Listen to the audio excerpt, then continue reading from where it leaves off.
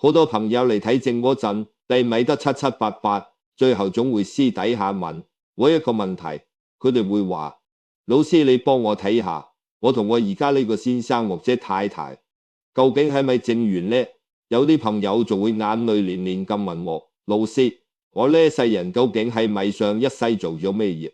點解會遇到佢？佢嚟咪專登嚟討債？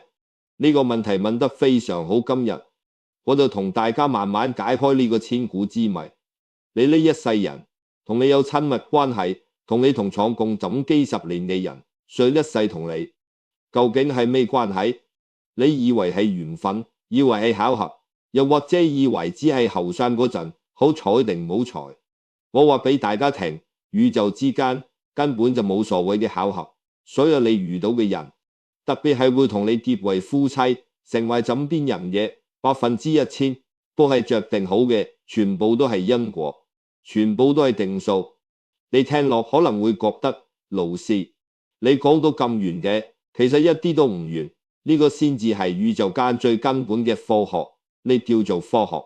西你講 DNA，你講基因遺傳，呢啲係睇得到嘅物質層面，又點會淨係得物質啦？如果你只係一對 DNA 一堆蛋白質，咁你同一嚿豬肉有咩分別呢？人最重要嘅係咩？係神。黃帝內經講心藏神，呢個神就係你嘅意識、你嘅靈魂、你嘅信息場。西方人而家呢幾十年先至開始明白一樣嘢，叫做量子糾纏。佢哋覺得好犀利啦，兩粒粒子無論隔幾遠都可以瞬間互相影響。我一聽就笑咗出嚟，我話呢啲有咩咁出奇啊？我哋老祖宗5000年前喺易經入面就已經講得通通透透啦。呢個叫咩？叫做同氣相求。你嘅靈魂係有頻率嘅，你係一個咩頻率嘅人，你就會吸引咩頻率嘅事物嚟到你身邊。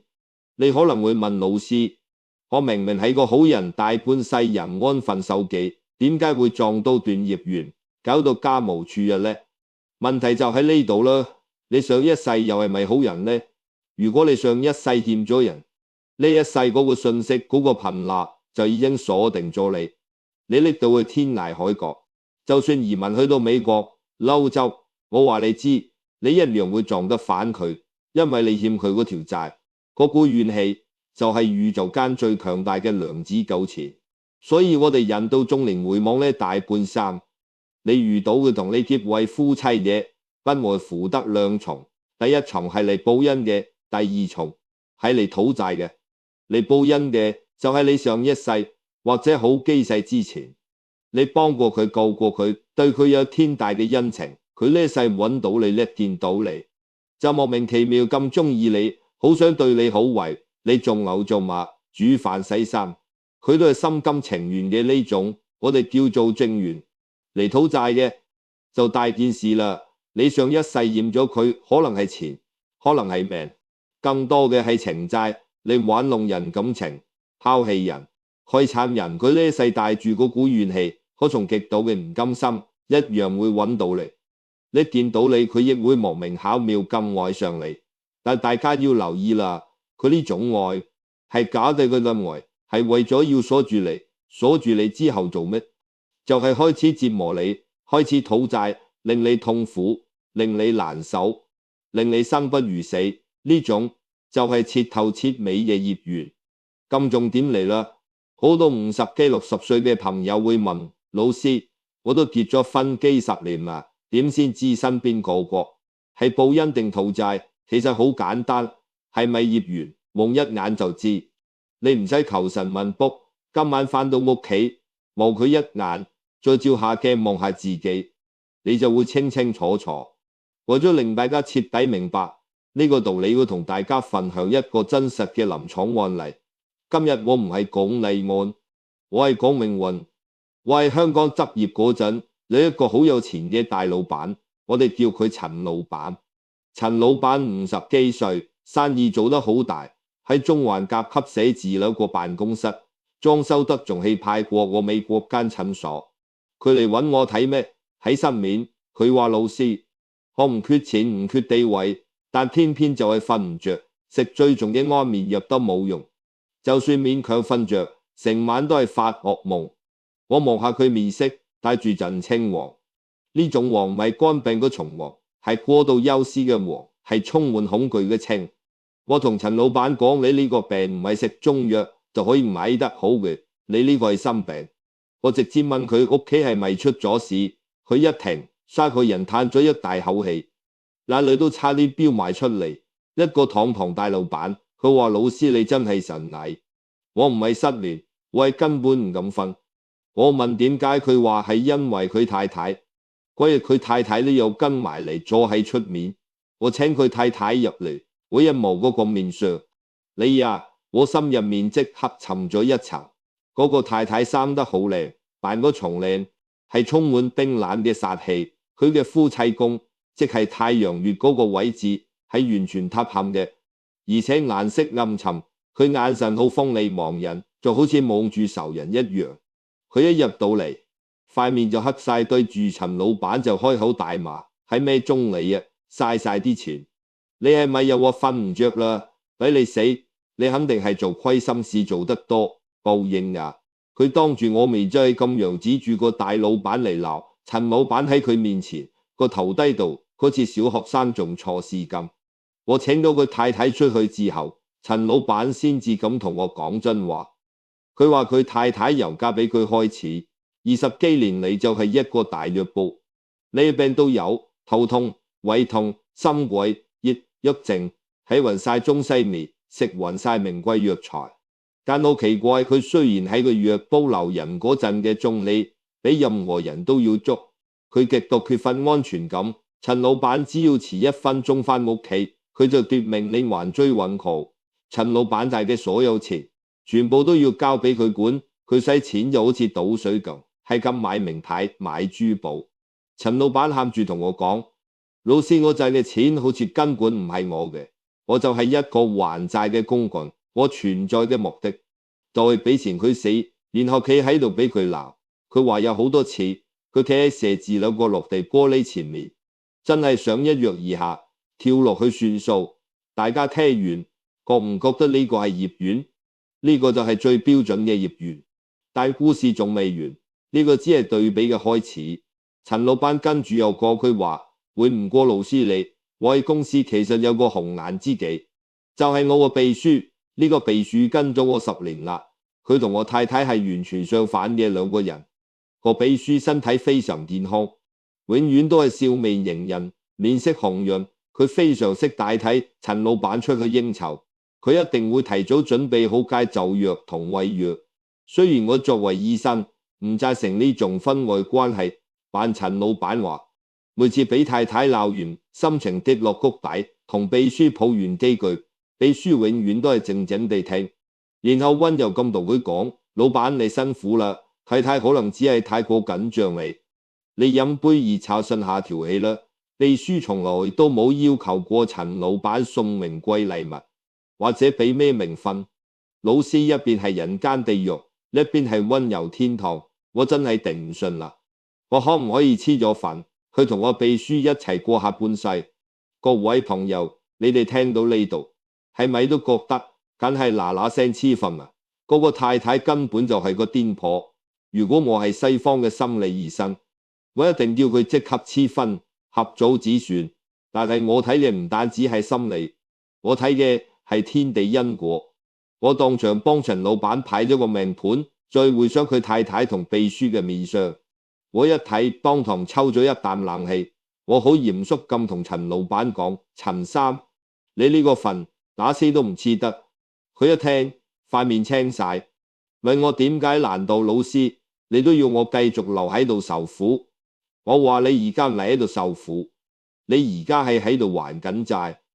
我同佢講，從你嘅命盤同你太太嘅面上，我睇到嘅係你上一世欠咗佢一條命。你上一世係一個帶兵打仗嘅將軍。佢馬上插嘴問：咁我太太上一世係咪公主？我話唔係，你太太上一世係你手下最得力嘅副將，仲要係個男人。陳老闆對眼睛黑瞪到好大。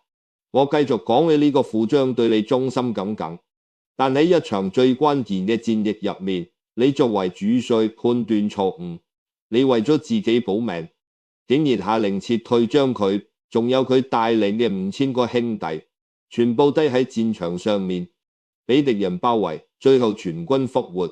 佢死嗰一刻，嗰股被出賣嘅怨氣直衝雲霄。佢呢一世投胎轉世，千辛萬苦揾得翻你啦。點解佢今世要變成女人？因為只有成為你嘅妻子，成為你嘅枕邊人，佢先至可以合法咁折磨你，合法咁花光你所有嘅錢，令你日日痛不欲生。而你仲要冇得還手，呢個就係葉元最得人驚嘅地方。你以為佢只係一個脾氣暴躁嘅潑婦，其實佢係一個攞住令牌嚟討命嘅大債主。陳老闆聽完，晒個人嚇到傻咗，佢震住把聲問我：咁我嗰個秘書呢？我話你嗰個秘書上輩子根本就唔係人。佢問咁係咩？佢係你上輩子騎住嗰匹戰馬。呢樣嘢聽落好似好誇張，但天地法則就係咁奇妙。我話你上一世最後俾敵人追殺，你呢匹馬非常有靈性，對你極之忠心，喺而急關頭睇你擋咗致命之一箭，佢救咗你一命。但當佢中箭倒地流血嗰陣，你淨係顧住討命，連轉頭望佢一眼都冇。但係呢匹馬，佢對你冇任何怨恨，佢只有絕對嘅忠誠，所以佢呢世輪會轉世做人。呢樣嚟到你身邊，佢一見到你骨子入面嗰重本能就發作，佢就想對你好，佢就想照顧你，完全唔求回報，因為呢個係佢作為戰馬嘅天性。一個係帶住5000條人命嚟討債嘅副將，呢個係嚟報恩嘅戰馬。你話呢條數點樣計？陳老闆喊住問我：老師，咁我到底應該點算？我呢條命債要還到幾時先至係盡頭？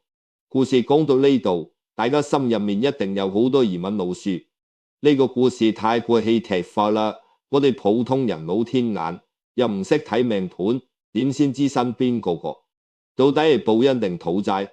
而家我就教大家3個最科學、最實用嘅中離亡世秘訣。你唔需要神通，你用你對眼，用你個心，冇一眼自己塊面，你就一清二楚。第一點，睇你嘅感覺，你唔好用個腦去計較佢有冇錢、有冇地位、生得靚唔靚，你要用個心去感受。你同佢一齊嗰陣，內心深處究竟係覺得安心，定係覺得焦慮？如果係正緣，係嚟報恩嘅，你見到佢散個磁場係放鬆嘅，個心好定，就好似一支喺大海漂泊咗好耐嘅船，終於駛入咗避風港咁樣。你同佢一齊每晚都瞓得特別香甜。呢個綜藝叫做心神相交，你啲神認得佢，知道呢個人係嚟幫我嘅，係安全嘅。相反，如果係業緣係嚟討債嘅，你一見到佢心跳加速，血壓飆升。好多後生仔以為呢啲叫做愛情嘅火花，我話俾你聽，呢個根本叫做恐懼嘅警報。你同佢一齊，神經永遠都係繃緊嘅。你怕佢發脾氣，怕做錯事激嬲佢，曬日失眠。呢個係你嘅神喺度瘋狂警告你，債主埋身啦，快啲走啊！但好多人俾自身嘅慾望同業力扯住，覺得呢啲先係轟轟烈烈嘅愛情。其實呢啲全部都係轟轟烈烈咁喺度做緊嘢。第二點，睇你哋人堂同夫妻宮，呢個係中藝面相學最犀利嘅地方。你同呢個人結咗婚或者一齊生活之後，你要去照下鏡，首先睇印堂，即係2條眉毛中間嗰個位置。印堂代表你嘅命宮同願望宮。如果你同佢一齊之後，個印堂日日都係發光發亮、眼色紅潤嘅，恭喜你。呢個絕對係正緣，佢嘅氣場喺度旺緊你，你嘅運勢會因為佢步步高升。但係如果你一結咗婚，個印堂開始發黑、發青，甚至細嘅生啲暗瘡毒瘡，大件事啦。呢個就係業緣，佢喺度瘋狂消耗緊你嘅氣場，你原本行緊大運，都會俾佢拉到落谷底。跟住睇夫妻宮，就係眼尾對出太陽穴嗰個位正面嘅話，呢個懷會越嚟越飽滿，越嚟越有光澤，代表你哋夫妻之間嘅正氣係互相滋養緊嘅。但如果你發現結咗婚之後，兩邊太陽穴開始凹陷落去，你識灰暗呢個，就係標準你討債年上，你嘅肝膽之氣，你嘅生命力正任嘅，俾對方吸走。你已經慢慢俾人掏空緊。第三點，睇你嘅臥蠶，臥蠶就係眼睛下方嗰個微微隆起嘅位置。呢相學叫做子女宮，你唔好以為未生仔就唔使睇臥蠶反應嘅，係你嘅神氣，係你先天嘅元氣。你同段正緣一齊，好臥蠶會係飽滿嘅，望落好似有少少水光咁，代表你哋之間腎氣充足，陰陽調和。但係如果你同佢一齊之後，臥蠶發黑變成好深嘅黑眼圈，仲要係凹陷落去，好似被煙熏過咁樣。你千萬唔好屈自己，或者係尋晚賴嘢冇瞓好。我話俾你聽真相，呢個係業緣喺度燒緊你條命，你嘅腎精元氣極速消耗緊，再咁落去係會短命。聽到呢度，肯定有好多朋友已經飆晒冷汗，對住塊鏡一睇，死啦老師，我陰旁又黑，太陽穴又凹，臥蠶有心，我身邊嗰個肯定係極品業緣啦。咁我係咪應該聽日即刻去辦黐婚手續？大家冷靜，你記唔記得我啱啱先叫陳老闆打死都唔好黐婚？咁到底應該點樣化解呢詳細嘅姻緣呢？呢個就係我今日要傳授俾大家最核心、最有價值嘅人生智慧，亦都係化解業緣唯一嘅出路。你聽清楚啦！如果你發現身邊嗰個真係業緣，我首先要恭喜你。你會覺得我黐線，撞到土債鬼你仲恭喜我？我絕對係認真嘅，因為你終於等到你結業賬嘅機會啦。你上一世欠落嘅爛賬，今世終於可以清數。你今世清還咗，下輩子就乾乾淨淨，唔使再舊錢落去。你真正解脫啦！如果你而家選擇逃避，嗱聲黐婚做人，你以為自己都爛？我話俾你聽，你只不過係申請再延期還款，而且下輩子係要連本帶利雙倍奉還。今世佢可能只係鬧你兩句，使你幾十萬。你今世走咗，下輩子佢可能變成你生出嚟嘅敗家仔，敗光你散父身噶。總之天網恢恢，疏而不漏，你係絕對走唔甩嘅。既然走唔甩，唯一嘅辦法就係還，但係還債有分蠢人嘅還法同埋聰明人嘅還法。你要做蠢人嘅還法，就係你一邊還一邊心懷怨恨，佢鬧你一句，你頂佢10句，佢掟你一樣嘢。你翻面拆咗間屋，你心入面極度唔甘心，覺得自己點解咁乞人憎咁倒霉。你用怨氣去還債，結果條債越滾越大，仲結下咗新嘅仇恨。下輩子大家各色烏雲，繼續互相廝殺，冤冤相報何時了？呢個就係最蠢嘅做法。咁咩先至係聰明嘅還法？就係我當日教陳老闆嘅3部曲。第一步，你要由心底入面形象，你要轉變觀念，話俾自己聽，我今日受嘅氣全部都係我想一世厭佢哋。我認命，我還。只要你個心態一轉，接受咗呢個因果設定，你心入面個股無名火同怨氣即刻就會燒咗一大半。第二步，用愛同感恩去還，千萬唔好用恨。呢個係極高嘅修行，佢對你脾氣差，你要對佢加倍溫柔。你唔好駁嘴，你心入面默念阿彌陀佛，當係消業障。佢鬧完口渴，你親自斟杯溫水底俾佢。佢病你好冇怨言咁照顧佢。你要將佢當成係嚟考驗你度化你嘅菩薩。你用慈悲心去還債，我保證呢條債燒得比你想象中快100倍。第三步亦都係最犀利嘅究竟法門，用中慧智慧去調和身心。好多時嗰個嚟討債嘅人，佢自己個腦係唔知自己喺度討債嘅，佢表現出嚟嘅暴躁刻薄唔講理，其實係因為佢身體內部嘅氣血陰陽極度失衡。綜藝講，肝氣鬱結就會易怒，心火旺就會焦慮，腎水不足就會驚恐。佢控制唔到自己個肉身，所以先會咁樣折磨你。你作為一個已經覺醒嘅人，唔好同佢硬碰硬。你要去學少少中麗養生智慧，煲佢調理身體。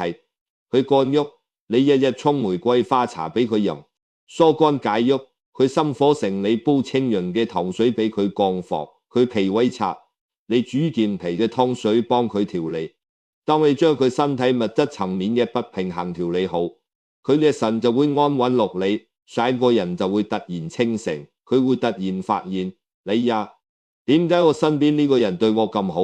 我以前點解要咁樣對佢？當佢心入面生出第一絲內疚感嗰一刻，恭喜你哋之間嘅債務正式一筆勾銷，業緣瞬間轉化為善緣。大家想唔想知陳老闆最後點樣？陳老闆真係一個有大智慧嘅人，佢聽完我講，完全照做。佢返到屋企，親自幫太太煎藥，太太發脾氣鬧佢，佢一句都唔駁，只係好溫柔咁話：對唔住，係我唔好，你趁熱飲咗碗藥先啦。奇蹟就咁樣發生。3個月之後，陳老闆再嚟覆診，佢面色完全唔同晒，紅潤飽滿。佢話終於可以一覺瞓到天光。半年後，佢太太親自陪佢嚟，嗰個太太面上入面嘅殺氣消失得無影無蹤，夫妻宮重新飽滿起嚟，眼神變得非常柔和。太太握住我對手話：老師多謝你，我先生完全變咗另一個人，我哋而家感情好到不得了。而嗰個秘書呢，幾個月之後，秘書主動遞信辭職，佢留低一封信俾陳老闆，話見到老闆而家家庭咁幸福，覺得自己嘅任務已經完成，係時候去追求自己嘅人生。你睇呢個就係天道因果，你用善意同智慧還清咗業緣，嗰個嚟報恩嘅任務圓滿，自然就會功成身退。各位朋友，我今日講咁多，唔單止係想挽救大家嘅婚姻同家庭，我更加係想救大家條命。你將呢個因果道理聽得明，你心入面就再冇怨氣，你身體嘅氣血就會順暢，你就唔會肝鬱，唔會失眠，唔會屈到病。如果你覺得今日呢番說話為你打開咗幾十年嘅心結，我懇請你做一個簡單嘅動作，將呢條影片分享出去，發俾你身邊可能正喺婚姻泥沼入面掙扎緊嘅親戚朋友。你呢一個輕靚嘅分享，隨時可以挽救一個崩崩破碎嘅家庭，甚至救返一條人命。呢個喺佛家叫做無畏布施，你積落嚟嘅福報同功德絕對無量無邊。願大家都能夠看破因果，善待身邊人，祝各位福壽康處。我哋下回再見。